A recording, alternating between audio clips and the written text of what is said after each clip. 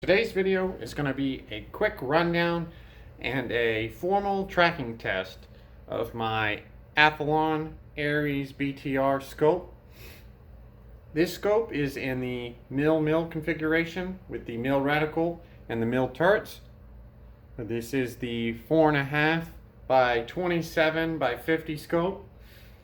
This scope has the mill turrets. It's 10 mils per revolution. The elevation also has a 0 stop.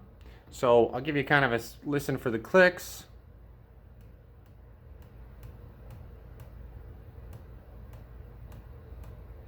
Pretty tactile, and then it's pretty easy to just go right back down to 0.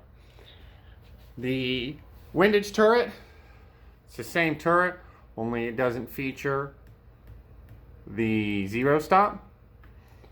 Parallax is on the left here. It's pretty good, I would say, overall. Although the one complaint I do have with the scope is from 25 all the way up to about 100 is maybe about a half a revolution, whereas the 100 to the infinity is kind of, there's kind of not as much adjustment through there. The reticle is illuminated.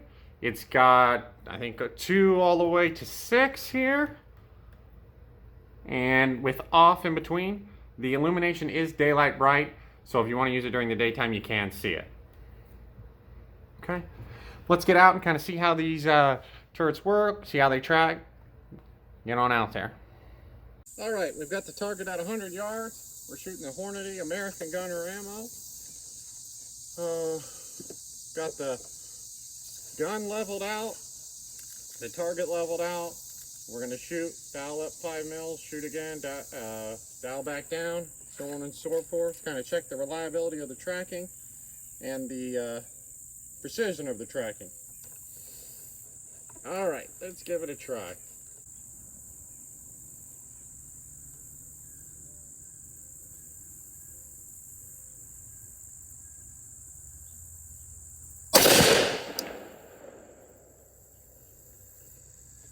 Okay, dial up 5. There we go.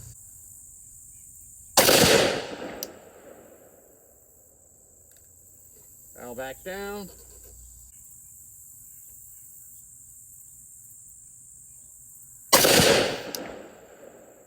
All right, error on my part there. Dialed back down to 1 instead of 0. Let's go back up to 5.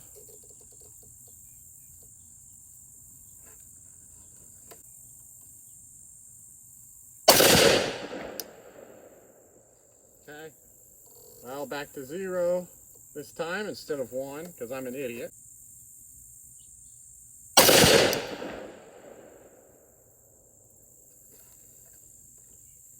Dial back up to 5.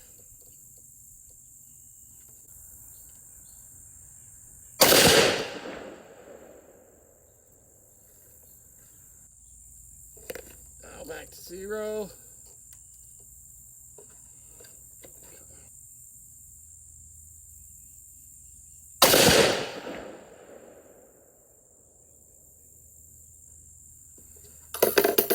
All right. Let's go take a look, see what the results are. Here's the groups from the tracking test. The 0 group at the bottom there was a 0.833 inch group, and that was just a little bit left of our center bullseye. When we dialed up 5 mils, we shot a group of 0.610, and this was about 1.5 inches left. So it looked like we may have had some drift to the left as we dialed up, but this could have been attributed to the angle of the target, the angle of the gun. I used a bubble level the best I could to get both as level as I could, but about a 0.75 inch, deviation to the left could be error in the test. The overall distance between groups was 18.25 inches, which comes out to just over 5 mils. We dialed to 5 mils, so I would say that's pretty consistent. The consistency of the tracking was excellent. So we shot good groups at the top, good groups at the bottom, no 0 shift.